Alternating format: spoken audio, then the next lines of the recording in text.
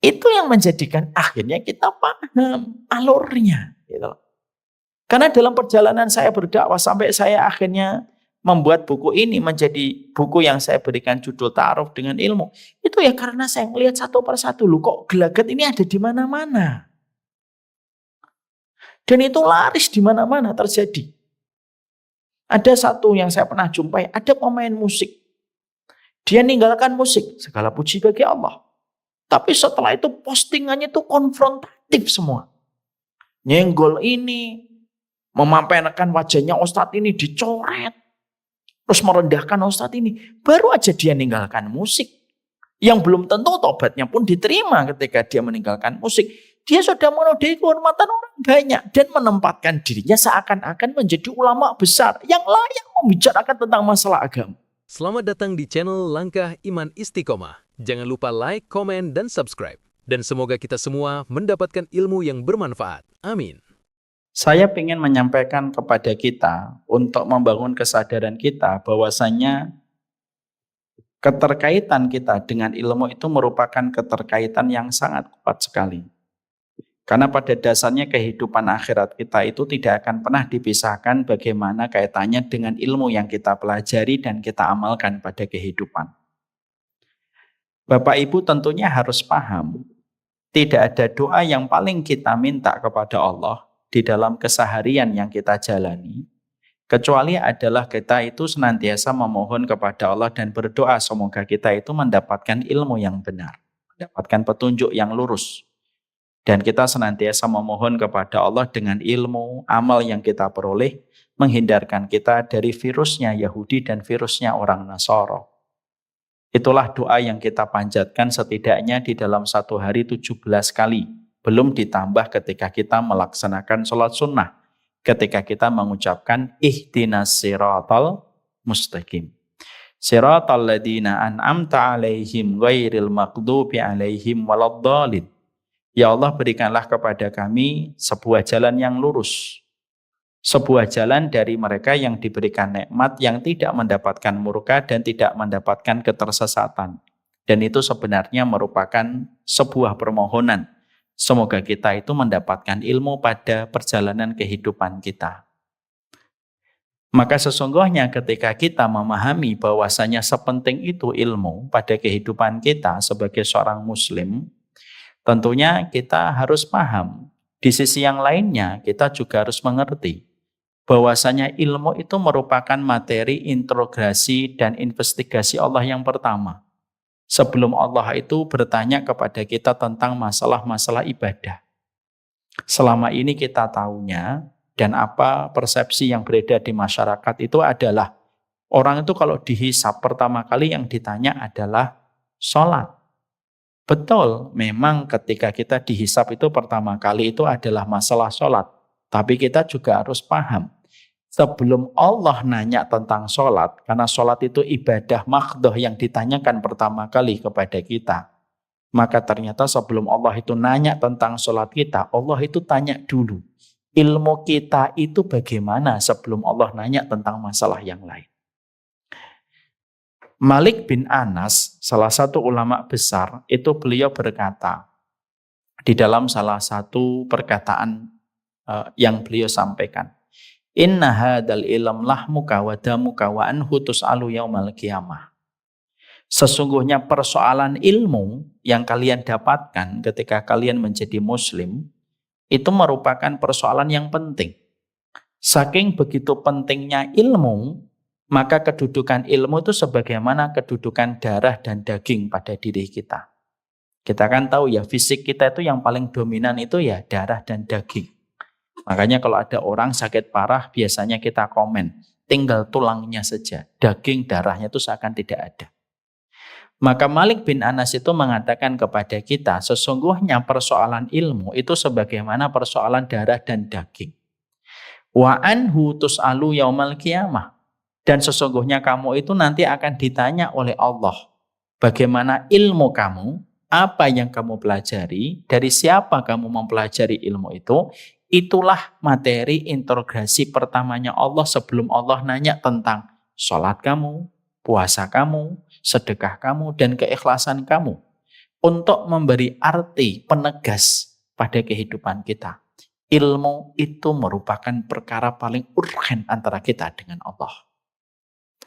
Tidaklah kita menjumpai adanya Yahudi dan Nasara sampai mereka diharamkan dari surga. Itu juga kaitannya ketika mereka tidak berkah pada ilmunya.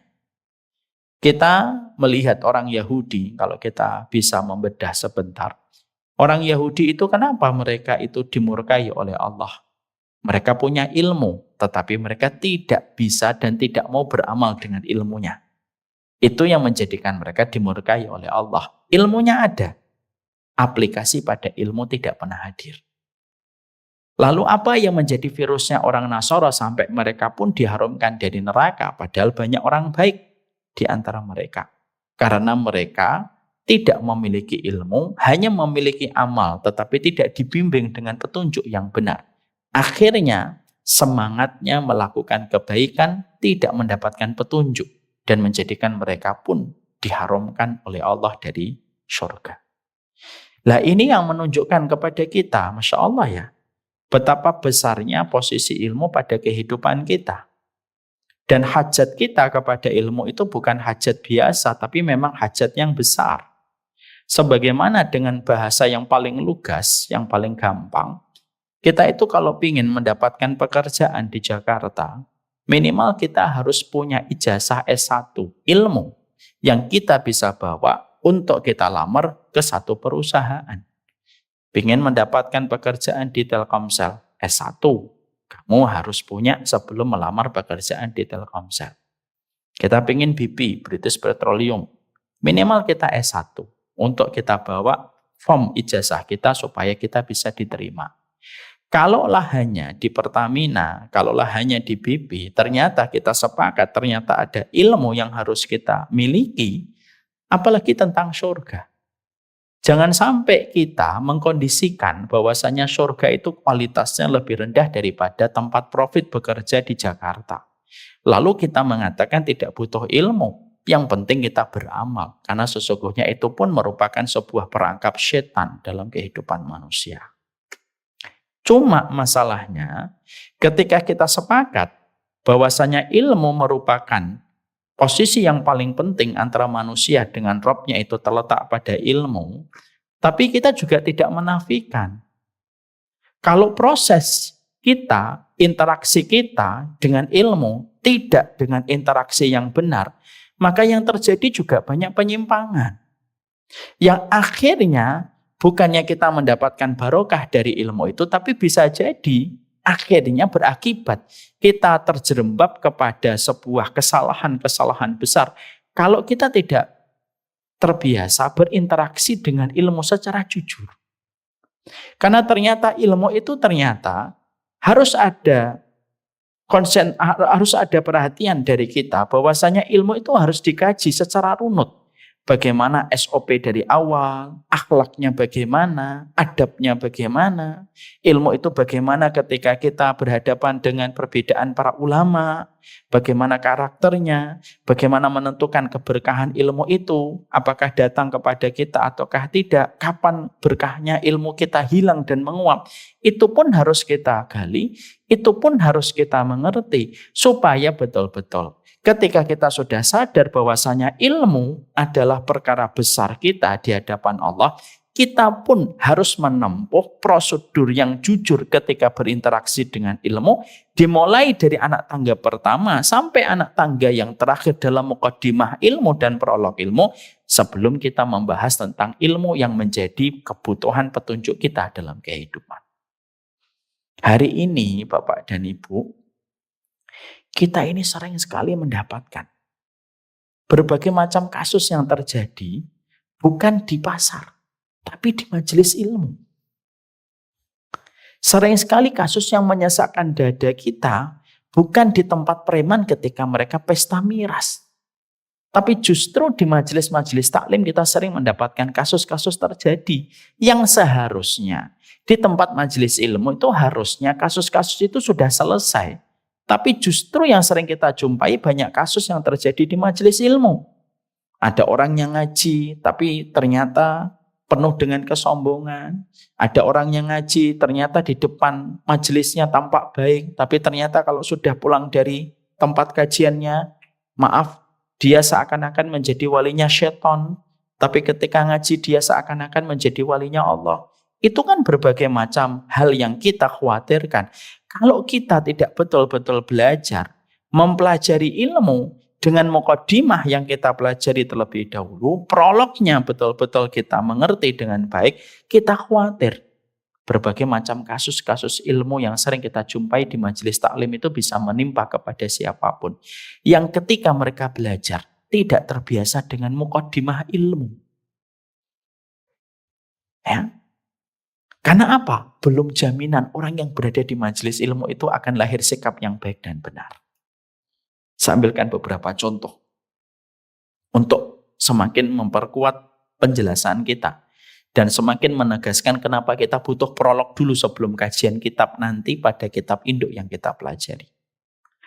Contoh yang pertama, mari kita mengambil di panggung sejarah supaya akhirnya gampang untuk kita mengerti. Pada waktu kita melihat sejarah, kita itu melihat ada seseorang yang bernama Abdurrahman bin Muljam. Abdurrahman bin Muljam. Orang ini adalah orang yang solih pada zaman Umar bin Khattab. Bahkan beliau mendapatkan gelar mukri. Mukri itu orang yang diberikan ijazah untuk mengajar. Mukri dia. Orang yang apabila dia akan pergi, biasanya Umar bin Khattab itu memberi rekomendasi. Rekomendasinya apa? Ini orang bisa ngajar Quran. Karena untuk ngajar Quran pada zaman khilafah dulu, harus betul-betul mendapatkan rekomendasi dari orang yang bisa mengeluarkan rekomendasi. Abdurrahman bin Muljam itu yang mengeluarkan rekomendasi beliau untuk mengajar, itu Umar bin Khattab radhiyallahu anhu.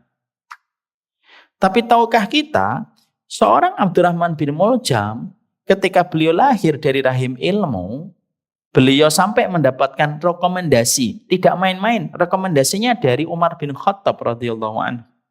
Tapi ternyata seiring dengan perputaran waktu, akhirnya Abdurrahman bin Muljam itu memiliki pemikiran berbahaya, yaitu ketika dia mengkafirkan beberapa sahabat. Siapa itu salah satunya? Ali bin Abi Thalib, Muawiyah, Abu Musa al-Asy'ari, Amr bin As. Ini 4 sahabat yang dikafirkan. Tidak hanya masalah mengkafirkan dan menyesatkan, Abdurrahman bin Muljam itu sepakat membentuk satu tim khusus. Tim ini dibagi pekerjaannya. Kamu membunuh Muawiyah, kamu membunuh Abu Musa al-Asy'ari, kamu membunuh Amr bin As, saya membunuh Ali bin Abi Thalib. Masya Allah, tidak main-main. Sampai akhirnya hari eksekusi itu datang. Masing-masing mereka mengeksekusi 4 orang yang tadi saya sebutkan, semuanya gagal. Yang berhasil 1, Abdurrahman bin Muljam.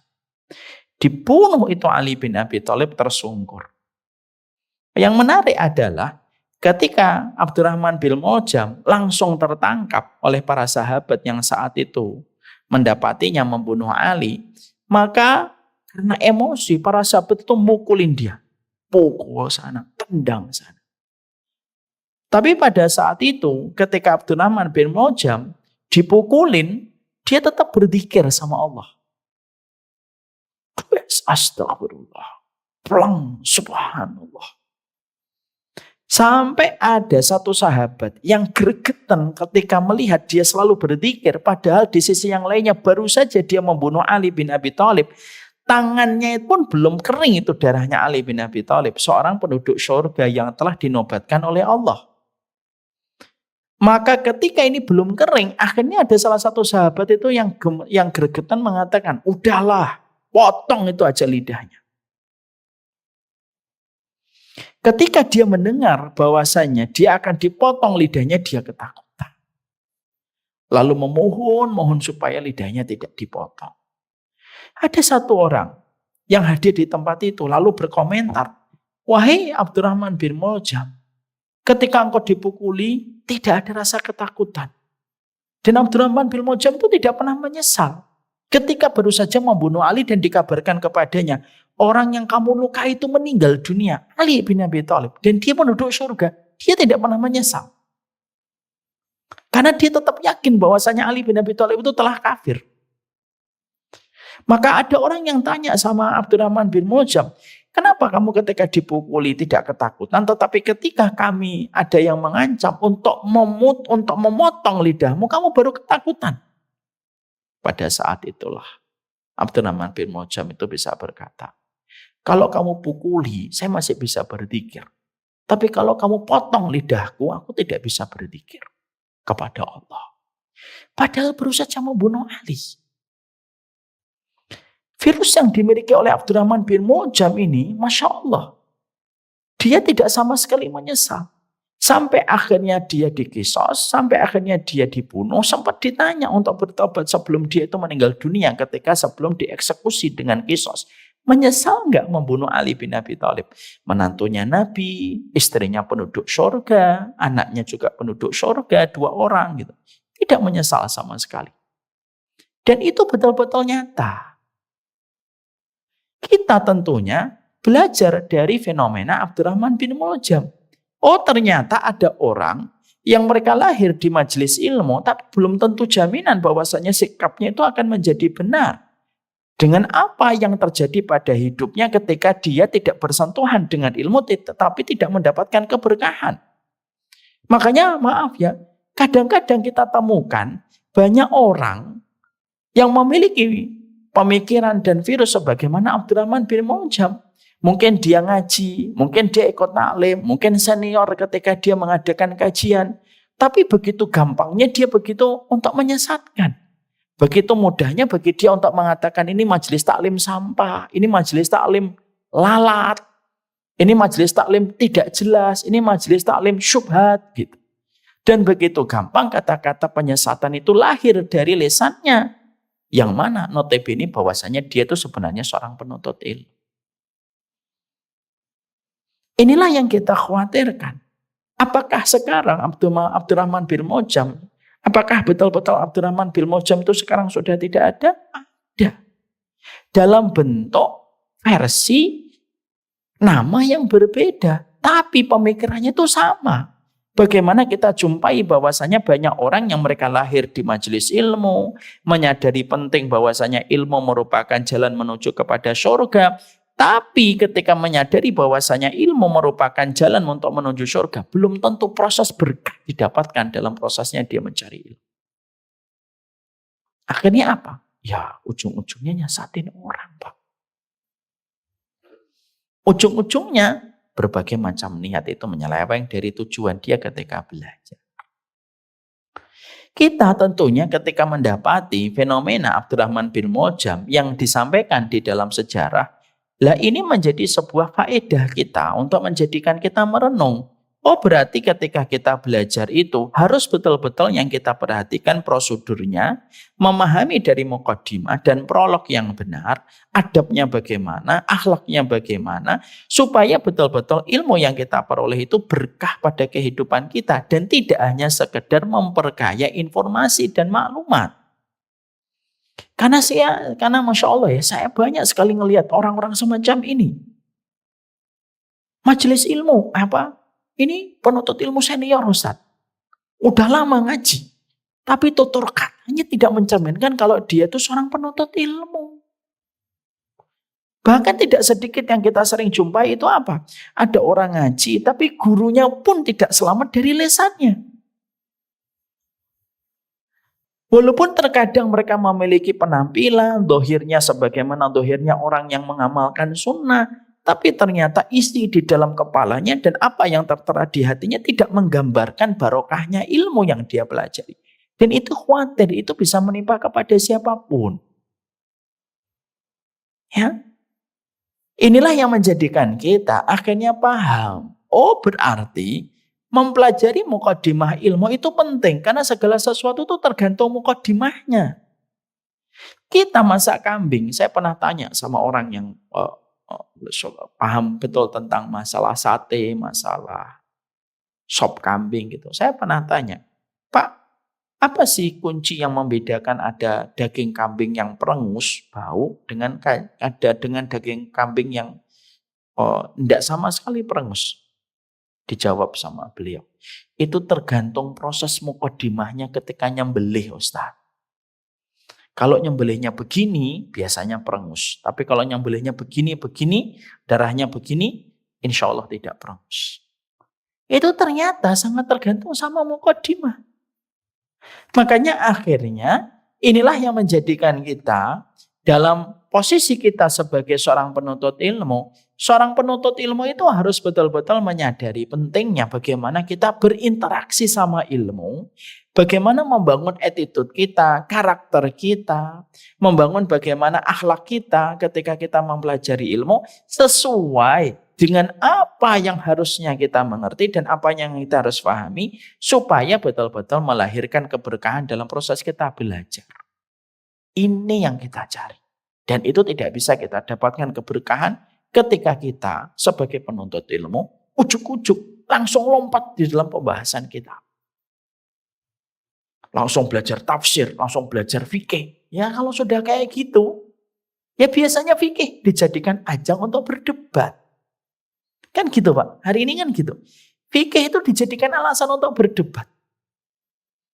Kamu melihara jenggot atau tidak jenggot, dijadikan alasan untuk debat. Kamu milihnya hari ini atau besok Idul Fitrinya, dijadikan debat. Dan akhirnya ngelihat orang itu selalu ngelihatnya itu dari kacamata dirinya dan kelompoknya. Dan kasus ini banyak di mana-mana. Dan sudah menjadi rahasia umum.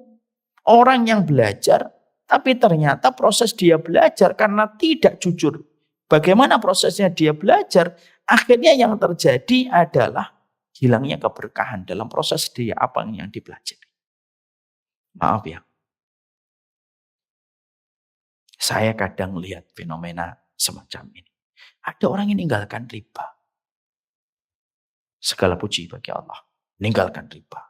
Setelah meninggalkan riba, maka tanpa sadar dia menghujat, dia mencela teman-temannya yang masih berusaha dan berjibaku di situ. Lalu dia tidak menyadari bahwasanya ukuran sepatu temannya tidak sama dengan ukuran kaki dia. Dia celah, dia hujat dengan berbagai macam cara gitu. Yang akhirnya dia menodai kehormatan teman-temannya yang mungkin memang pada saat ini belum bisa meninggalkan riba. Karena berbagai macam alasan. Tapi karena dia baru bisa meninggalkan riba, lalu dia mempelajari itu. Tapi tidak mempelajari bagaimana ilmu harusnya ketika dia bisa mengamalkan. Dia tidak boleh mencela dan menghujat teman-temannya yang masih berjibaku dalam kemaksiatan. Apa yang terjadi ketika tidak tahu sikap itu harusnya dimiliki sama penuntut ilmu? Yang terjadi adalah hujatan, celaan yang dia berikan kepada teman-temannya yang masih bersinggungan dengan riba. Padahal maaf ya. Dosanya riba yang paling rendah. Apa dosa riba yang paling rendah? Berzina dengan ibunya. Tapi dosa riba yang paling tinggi apa? Menodai kehormatan seorang mukmin. Dia terhindar dari dosa zina dengan ibunya, tapi dia tidak luput dari dosa ketika menodai kehormatan saudaranya. Bukankah itu adalah sebuah kesalahan kita? Ketika akhirnya kita itu belum tahu, sikap penuntut ilmu, salah satunya sikap penuntut ilmu itu apa? Sikap penuntut ilmu, kalau kamu sudah bisa meninggalkan dosa, jangan rendahkan dan jangan remehkan saudaramu yang belum bisa meninggalkan dosa hanya karena kamu mengambil start lebih dulu di dalam meninggalkan dosa. Itu kan salah satu proses akhlak kepada ilmu yang harusnya kita paham. Tapi karena tadi saya sampaikan, banyak orang ketika mereka itu belajar ilmu, tidak betul-betul memperhatikan aspek-aspek penting di dalam prolog dia mengenali ilmu. Maka hal-hal semacam ini terjadi. Lahirlah fenomena Abdurrahman bin Muljam hari ini yang mengakibatkan banyak orang itu seiring dengan ilmu yang dipelajari. Seiring begitu banyak yang dia sesatkan. Kan sedih Pak. Ya. Jadi kalau orang meninggalkan zina, tapi ujungnya juga mencela orang lain. Dosa zina yang dia tinggalkan itu lebih kecil daripada dosa dia menodai kehormatan orang. Oh ini bukan berarti zina ringan loh ya. Wah zina ternyata ringan. Dibandingkan saya menodai kehormatan orang, lebih baik saya zina. Enggak juga. Saya khawatir ini kalau disalahpahami. Itu yang menjadikan akhirnya kita paham alurnya. Gitu loh. Karena dalam perjalanan saya berdakwah sampai saya akhirnya membuat buku ini menjadi buku yang saya berikan judul Ta'aruf dengan Ilmu. Itu ya karena saya melihat satu persatu, loh kok gelagat ini ada di mana-mana. Dan itu laris di mana-mana terjadi. Ada satu yang saya pernah jumpai, ada pemain musik. Dia ninggalkan musik, segala puji bagi Allah. Tapi setelah itu postingannya itu konfrontatif semua. Nyenggol ini, memamerkan wajahnya Ustadz ini dicoret. Terus merendahkan Ustadz ini. Baru aja dia meninggalkan musik. Yang belum tentu tobatnya pun diterima ketika dia meninggalkan musik. Dia sudah menodai kehormatan orang banyak. Dan menempatkan dirinya seakan-akan menjadi ulama besar. Yang layak membicarakan tentang masalah agama. Saya tuh kan bingung. Ini hari ini majelis ilmu tuh di mana-mana. Kajian Riyadhus Shalihin dibahas. Kajian tentang 175 jalan ke surga dibahas. Di mana-mana membahas tentang kitab-kitab induk. Tapi ternyata seiring ketika kita mempelajari kitab induk yang kita jumpai di lapangan kehidupan itu semakin hilang keberkahannya walaupun marak majelisnya. Padahal kan harusnya kalau kita kembalikan pada standar ideal pada zaman Nabi, semarak majelisnya itu semarak dengan berkahnya. Kalau hari ini enggak, semarak majelisnya itu barokahnya. Makanya fenomena Abdurrahman bin Muljam itu kan kita dapati nyata. Ya kan? Kita punya majelis taklim ini. Harus siap itu mendapatkan komen. Komennya bukan orang kafir, malah justru. Komennya itu dari orang-orang yang sama ngaji. Wah, majelis taklim ini tuh nggak jelas. Nemplok sana, nemplok sini. Ini majelis taklim lalat. Dan akhirnya apa? Justru jadi masalah yang tidak ada habisnya. Ya kan? Saya masih ingat sekali dulu ketika kajian di tempatnya Bu Monik. Wah, kajian di tempatnya Bu Monik dulu. Masya Allah. Diomongin macam-macam dari orang. Padahal yang mengadakan kajian juga Bu Monik sendiri. Nggak ngerepotin orang. Makanya fenomena ini terus ada. Dan kita tentunya ketika menghadapi fenomena ini tidak boleh kita membiarkan dan mendiamkan. Maka ilmu yang harus kita sikapi untuk mengobati kondisi yang semacam ini. Ini baru salah satu contoh. Yang kedua, mari kita ingat kepada perkataan Imam Ibnu Qayyim. Imam Ibnu Qayyim itu Pak, dalam kitabnya dalam kitabnya Madarijus Salikin. Imam Ibnu Qayyim itu di dalam kitab Madarijus Salikin itu menyampaikan kepada kita. Beliau itu menyampaikan satu prediksi. Berangkat dari kenyataan yang terjadi di masyarakat. Beliau itu mengatakan begini. Di antara karakter penuntut ilmu, itu ada yang mereka itu karakternya sebagaimana karakter babi. Wa minan nasi min tab'ihi tab'a khinzirin. Ada di antara manusia itu karakternya itu kayak karakter babi. Kata Imam Ibnu Qayyim. Karakter babi itu gimana? Kata Imam Ibnu Qayyim, karakter babi itu kalau dia melihat makanan-makanan yang baik, sayur-sayuran, buah-buahan yang segar, babi itu nggak mau makan. Itu kan babi begitu. Tapi kalau babi itu melihat, kalau babi itu menjumpai ada orang muntah atau mengeluarkan kotoran, biasanya babi itu langsung melahap isi muntahan dan isi kotorannya. Maka dikatakan oleh Imam Ibnu Qayyim, lo ada penuntut ilmu itu karakternya kayak karakter babi. Ketika dia mendapati seseorang melakukan kebaikan, melakukan sesuatu yang bagus, maka dia tidak pernah mau mengambilnya, tidak mau menyebutkannya, tidak mau menyimpannya, tidak mau menyebarkan ke orang lain. Tapi giliran orang itu melakukan satu aja kesalahan, langsung kesalahan itu diambil, disebarkan, di-sharing kemana-mana kesalahan itu. Padahal di saat yang sama sebelumnya orang itu banyak melakukan kebaikan, tetapi sama sekali kebaikan itu tidak disebutkan. Insya Allah. Lah, Imam Ibnu Qayyim dalam kitabnya Madarijus Salikin itu mengomentari, Pak. Dan ini sudah ratusan tahun yang lalu. Beliau mengomentari bahwasanya ada penuntut ilmu yang secara sadar atau tidak sadar karakternya itu kayak babi. Kalau dia mendapati seseorang yang dia tidak suka melakukan kebaikan, dia tidak pedulikan. Tapi giliran orang yang tidak dia suka melakukan kesalahan, senangnya luar biasa. Dia langsung mengambilnya, memfotonya, memvideokannya, menyebarkan kepada banyak orang. Dan itu nyata hari ini. Kita kalau mau bertanya, nyata atau tidak nyata? Nyata. Wong pada zaman Imam Ibnu Qayyim itu tahun 600-an aja sudah banyak, apalagi hari ini 1400 Hijriahnya. Dan inilah yang semakin kita khawatirkan. Makanya akhirnya dari berbagai macam alasan-alasan itulah yang menjadikan kita semakin paham, itulah yang semakin menjadikan kita mengerti. Ilmu itu penting, tapi berinteraksi dengan ilmu secara jujur itu lebih penting daripada ilmunya.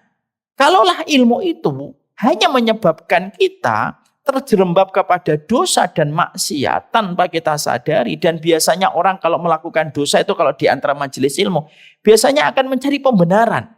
Kenapa kamu hujat Ustadz Fulan itu? Dia akan mencari pembenaran, Pak, supaya apa yang dilakukan itu tampak benar dengan dalil ataupun dengan dalih. Maka itu yang akan menjadi masalah besar pada kehidupan kita. Makanya ini yang akhirnya menjadikan saya secara khusus, semua majelis taklim, hari ini kalau mau belajar kitab sama saya, kalau baru mulai, selalu saya sampaikan, kita belajar mukadimah dulu dengan ilmu. Kenapa? Kita supaya satu frekuensi dulu. Supaya tidak lagi terjadi hal-hal yang pernah membuat kita sesak, itu tidak terjadi. Supaya orang itu betul-betul selamat. Kan kasihan, di balik hijabnya yang panjang, ada tutur kata yang sangat menyakiti orang. Di balik penampilan sunnahnya, ada pemikiran yang sukudon dan sering berprasangka yang negatif sama orang. Itu kan sangat disayangkan. Apa yang diambil dari ilmu tidak sebesar dosa yang didapatkan ketika mereka itu melakukan perkara itu. Dan ironisnya, orang semacam itu tidak pernah merasa bersalah. Mbak, kamu tuh sudah ngaji lama, kok mulutnya masih begitu aja? Inilah kamu nih cirinya orang yang awam belajar. Kamu nanti kalau sudah senior belajar akan memahami sifat saya. Tuh. Dia tidak akan pernah merasa berkurang. Kayak Abdurrahman bin Muljam. Abdurrahman bin Muljam tuh ditanya last minute sebelum dia dieksekusi. Kamu nyesel enggak membunuh Ali bin Abi Thalib? Enggak. Kenapa kamu tidak nyesel membunuh Ali? Ali itu penduduk surga. Ini orang yang dicintai oleh Allah. Orang itu ada yang mengingatkan kepadanya. Ali bin Abi Thalib itu, Pak, pada waktu perang Khaybar, ketika ngepung miliknya Khaybar, miliknya orang Yahudi, Nabi yang mengabarkan, kamu adalah orang yang dicintai Allah. Yang ngomong Nabi.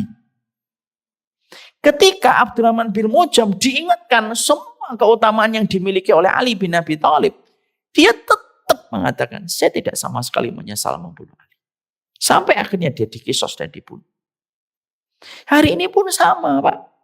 Di balik hijab yang panjang, di balik penampilan sunnah yang luar biasa, ternyata tidak ada penyesalan ketika orang itu terkadang sombong, meremehkan orang, menodai kehormatan orang, gampang berkomentar terhadap fulan begini, gampang sekali menjatuhkan kehormatan orang.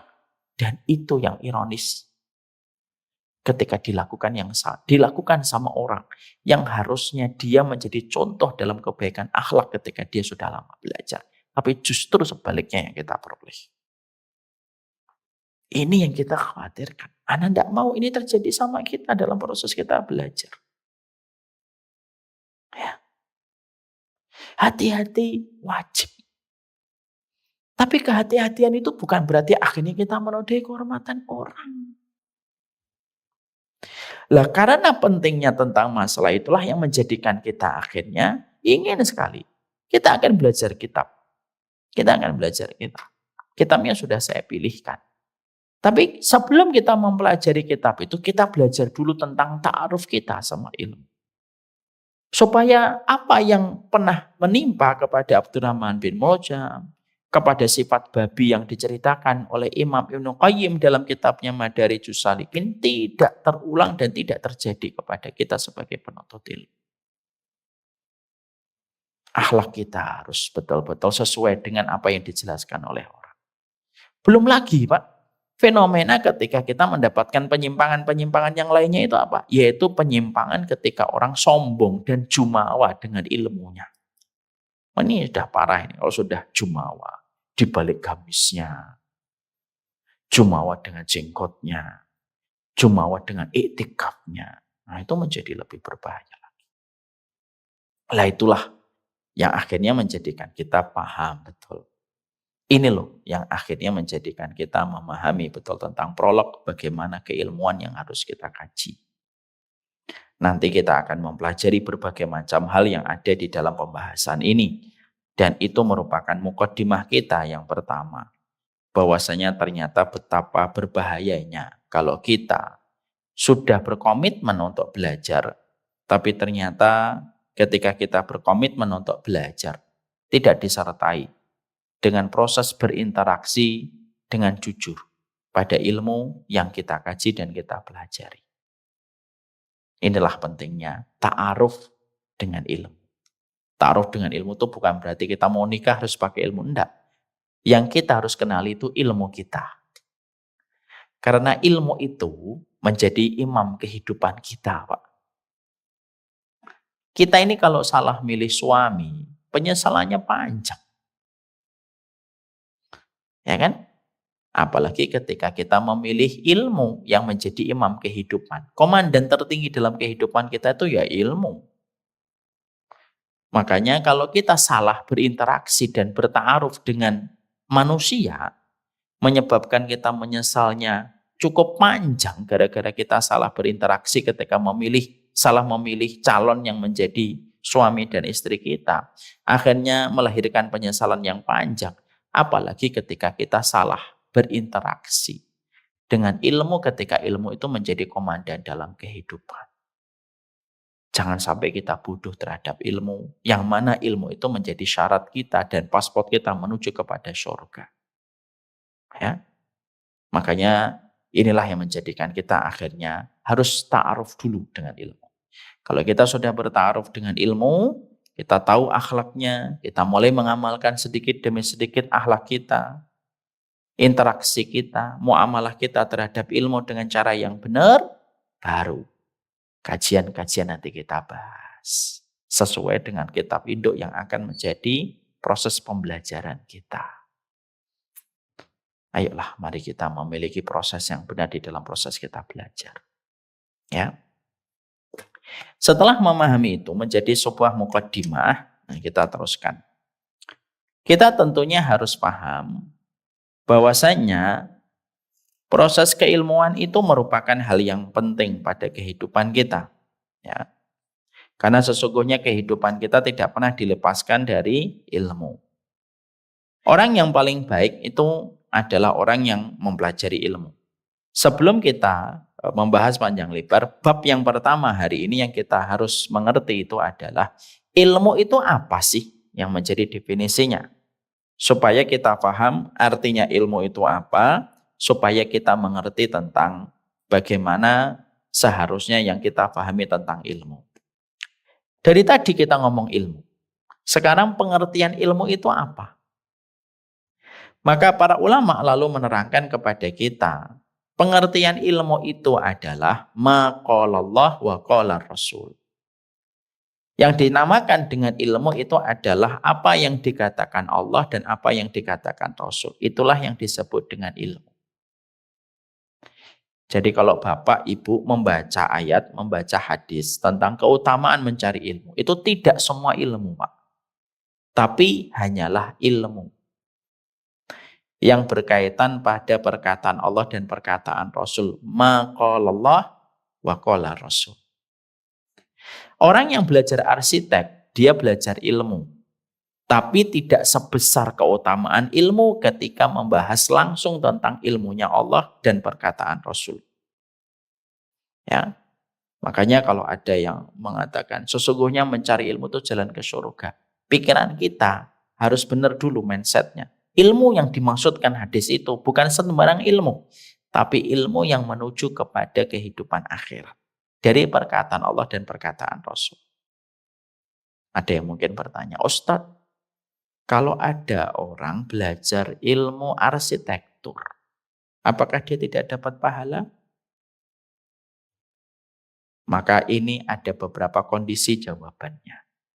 Kalau ada orang, dia belajar arsitektur, niatnya hanya untuk mendapatkan pekerjaan, dan tidak ada sama sekali di dalam hatinya dan pikirannya niat untuk mengkontribusikan ilmu arsitektur yang nanti dipelajari selama 4 tahun untuk bisa membantu Islam, maka dia tidak dapat apa-apa. Kalau niatnya hanya untuk bekerja. Masya Allah, memang gitu. Ya. Bahkan hati-hati loh. Kita sudah sering diingatkan oleh Rasulullah. Man ta'allamal ilma yubtagha bihi wajhullah la yata'allamuhu illa liyusiba arada minad dunya lam yari rahiyatal jannah. Siapapun yang mencari ilmu yang niatnya untuk Allah, lalu dia niatkan untuk mencari hanya untuk kesenangan dunia. Niatnya ilmu itu hanya untuk mendapatkan keping dari dunia, kata Rasulullah. Dia tidak akan mencium baunya surga. Makanya maaf ya, kalau ibu-ibu dan bapak, kalau nyekolahkan anak, harus ditanam akidahnya. Saya ini kalau nyekolahkan anak, kadang-kadang saya bisikin di anak saya. Nah, kamu nyari ilmu supaya kenal Allah, kenal Rasul. Masalah kamu nanti, rezekimu Allah yang ngatur. Tapi jangan pernah kamu punya pikiran kalau kamu sekolah itu supaya nanti bisa kerja. Jangan.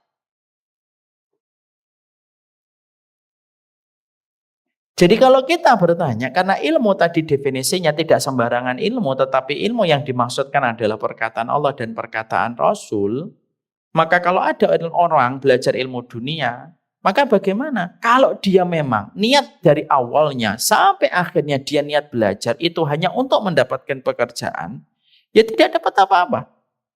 Tapi kalau ada orang yang belajar arsitektur, tapi kita selaku orang tua ataupun dirinya menempatkan, saya belajar arsitektur supaya nanti saya bisa membantu agama Allah, saya bisa membantu proyek dakwah, dan selebihnya saya bisa mencukupi kebutuhan keluarga saya, dia mendapatkan keutamaan pahala. Cuma keutamaan pahala itu tidak sebanding dengan keutamaan mereka yang belajar tentang perkataan Allah dan Rasul. Ini yang kita harus paham. Tapi maaf ya ibu-ibu dan bapak, ini bukan berarti nanti ketika kita punya anak, kita langsung semuanya anak kita harus menjadi dai dan ustadz. Enggak juga. Silakan anak kita belajar ekonomi, anak kita belajar tentang bahasa, sastra, HI, hubungan internasional, silakan. Tapi yang paling penting adalah kita kondisikan bagaimana di pikirannya itu apa.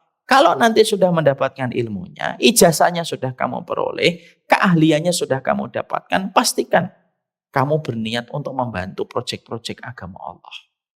Ini, Masya Allah, ini kalau akidah ini dimiliki oleh setiap orang tua ketika menyekolahkan anak yakin tidak ada orang pintar kecuali pasti ada kaitannya dengan agama Allah. Nah sekarang karena ini nggak disampaikan, akhirnya apa? Dakwah itu terkadang kehilangan SDM. Karena apa? Karena setiap orang pintar ujung-ujungnya hanya untuk kantor. Lalu tidak tersisa untuk agama Allah. Dan biasanya baru sadar ketika pensiun. Baru ketika pensiun, apa yang bisa saya berikan?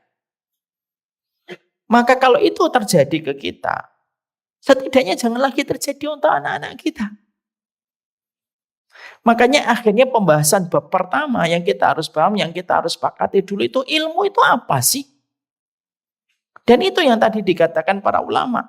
Makanya akhirnya, kalaupun akhirnya kita mendapati anak kita belajar umum, silakan, jangan dilarang. Kalau memang rezeki amal anak kita itu di situ, rezeki ilmu anak kita ada di situ. Karena maaf ya, tidak setiap anak itu mereka punya rezeki untuk menghafal Al-Quran. Kita harus jujur itu. Kadang-kadang rezeki anak kita itu di IT.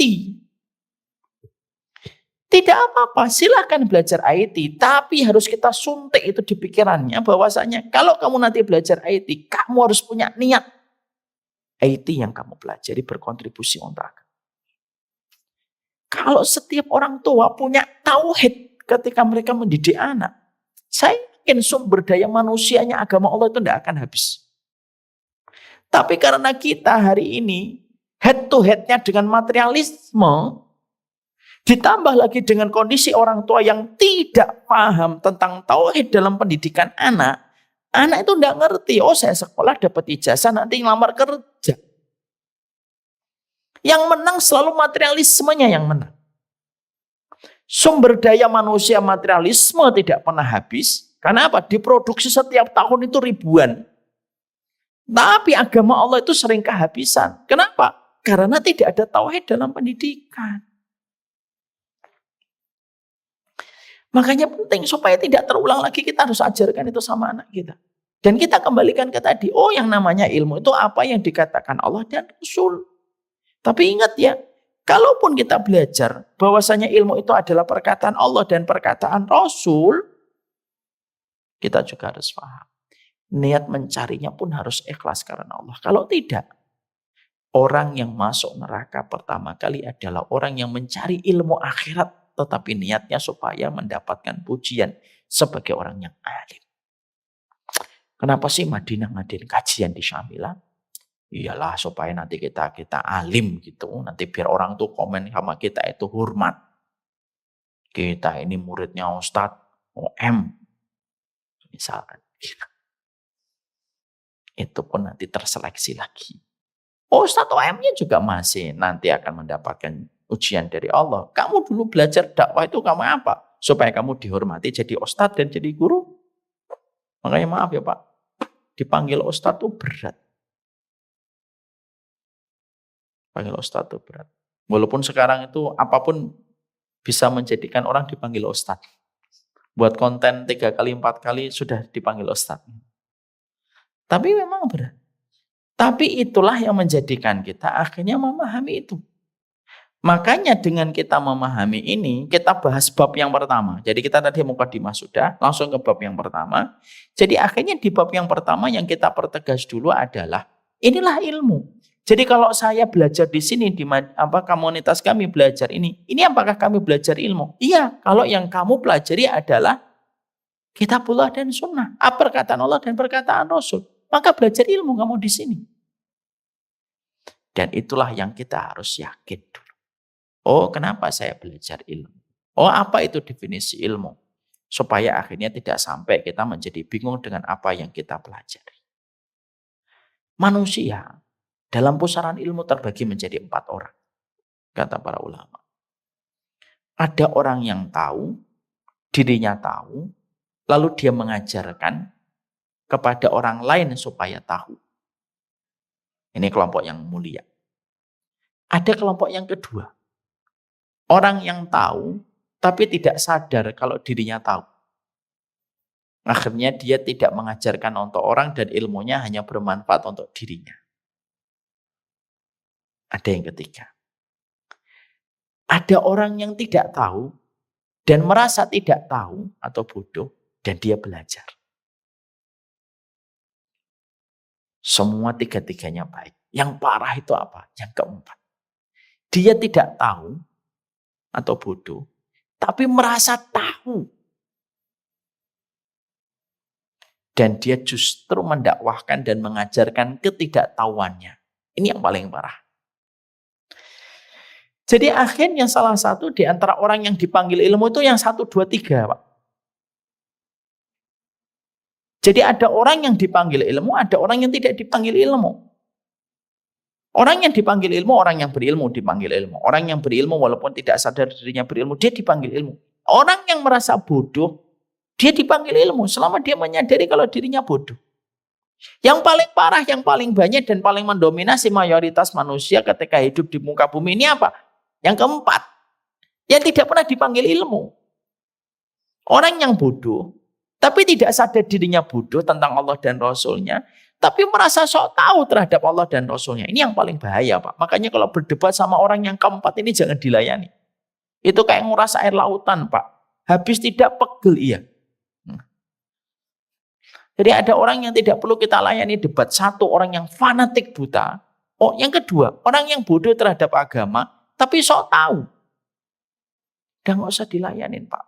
Kenapa? Letih kita, lelah kita. Lebih baik malah bercengkrama sama keluarga kita, lebih jelas manfaatnya. Dan itu yang menjadikan kita paham. Makanya akhirnya dikatakan oleh Khalil bin Ahmad, ulama besar itu, kalau kamu bisa, jadi yang pertama. Kalau memang tidak bisa, ya minimal kedua. Kalau tidak bisa lagi, ya minimnya itu yang ketiga. Makanya selama kita itu masih bodoh, kita itu mau belajar. Dan tidak ada perkara yang paling menyelamatkan kita pada kehidupan ini kecuali ilmu kita. Karena ilmunya akan menjadikan kita tahu bertindak dan tahu bersikap. Bapak misalkan, bangun tengah malam ketika Anda bisa tidur. Coba kalau nggak ngerti ilmunya, tersiksa Bapak. Benar demi Allah. Bangun tengah malam, bingung. Melihat cecok gitu. Bayin ini. Karena dia tidak tahu sunnah untuk bangun tahajud dan khulwah dengan Allah. Bingung dia. Orang ketika marah, tidak punya ilmu, Pak. Bingung, Pak, dia. Istri saya gini amat, gini. Tapi ketika datang ilmu, akhirnya kita punya pilihan. Oh, malam saya bangun. Oh, saya nggak bisa tidur. Minimal wudhu. Kalau memang males, minimal witir 1 rakaat. Jadi akhirnya kita itu mengerti betul bahwasanya sikap untuk merasa bodoh dan sadar kalau diri bodoh itu membawa kebaikan. Makanya yang harus dimiliki kalau kita belajar pada perkataan Khalil bin Ahmad, yang kita harus tegasi pada pertemuan pertama ini itu apa? Teruslah merasa bodoh. Karena ketika engkau merasa bodoh, 1, kamu akan menghargai ilmu. 2, kamu tidak akan sibuk mendebat orang. Kenapa sih hari ini debat itu di Instagram? Kalau Instagram masih relatif lah. Facebook yang biasanya. Luar biasa itu. Debat sini, debat situ, sama di WhatsApp. Orang itu biasanya, kata Imam Syafi'i, sukanya berdebat itu, padahal dia belajar ilmu. Itu kenapa? Karena dia tidak menempatkan dirinya pada fase bahwasanya dia sadar kalau dirinya itu bodoh. Makanya merasa bodoh itu mahal, Pak. Kenapa? Hari ini orang rebutan merasa pinter.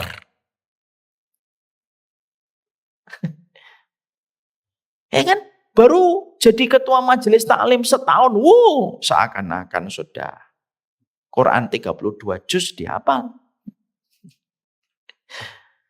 Makanya akhirnya dari bab yang pertama yang kita pahami, yang menjadi sebuah kesimpulan besar kita itu apa? Oh, ilmu itu apa? Oh, setelah kita mengetahui ilmu itu apa, manusia itu terbagi menjadi 4, Pak. Karena manusia itu cuma 4 ini. Kalau tidak berilmu, dia berilmu tidak sadar. Kalau tidak berilmu, dia bodoh tapi sadar kebodohannya. Atau tidak. Yang keempat, dia bodoh tidak sadar kebodohan. Dan maaf ya, kata Khalil bin Ahmad, yang paling mayoritas 90% yang keempat. Jadi akhirnya nanti, ketika saya sampaikan bab pertama ini, dalam mukadimah dan ta'aruf kita dengan ilmu, ini ngasih kepada komunitas Madinah ini, apa? Energi yang besar untuk terus belajar. Karena saya merasa bodoh. Jadi orang-orang merasa bodoh itu kata Imam Syafi'i itu mahal. Karena apa? Imam Syafi'i itu jadi ulama berangkat dari perasaan dia merasa bodoh. Sampai beliau meninggal dunia pun masih merasa bodoh. Itu Imam Syafi'i. Dan kalau kita nanti merasa bodoh dengan perkataan yang disampaikan Khalil bin Ahmad, kita nggak ngelayanin debat, Pak. Coba saya nggak pernah ngelayanin debat. Bapak kalau ngeliat di Instagram saya nggak pernah ngelayanin debat. Alhamdulillah nggak ada sih yang mendebat saya. Gitu. Ya, alhamdulillah. Ada yang pernah ngomong sekali 2 kali, setelah itu nggak ditanggepin, hilang sendiri, Pak.